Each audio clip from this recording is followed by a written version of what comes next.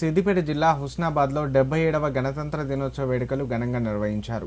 ఈ సందర్భంగా Husnabad MLA camp కార్యాలయంలో రాష్ట్ర మంత్రి పొన్నం ప్రభాకర్ జాతీయ జెండాను ఆవిష్కరించి వందనం సమర్పించారు.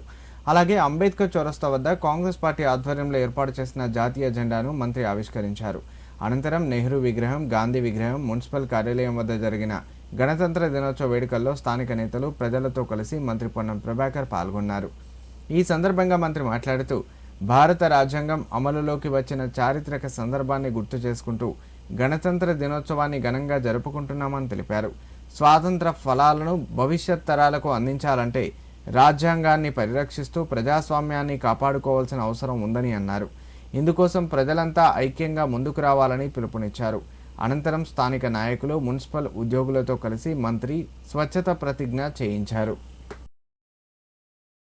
జెండా ఎగరేసుకొని మన రిపబ్లిక్ డే వేడుకలు జరుపుకుంటా ఉన్నాం.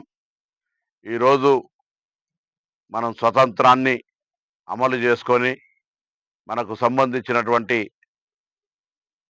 రాజ్యాంగానికి సంబంధించినటువంటి మౌలిక అంశాలను అమలు చేసుకుంటూ ముందుకు పోతున్నటువంటి సందర్భంలో ఇప్పుడున్నటువంటి పరిస్థితుల్లో ఆనాడు స్వాతంత్ర ఉద్యమం కోసం పోరాడే విధంగానైతే దేశానికి స్వాతంత్రం సాధించుకున్నామో, ఈనాడు మళ్ళీ రాజ్యాంగాన్ని రక్షించుకోవడానికి, ప్రజాస్వామ్యాన్ని కాపాడుకోవడానికి, మానవ హక్కులను కాపాడుకోవడానికి తిరిగి అందరూ కూడా మరొకసారి ఈ దేశ సమగ్రత కోసం పునరంకితం కావాల్సిన అవసరం ఉంది.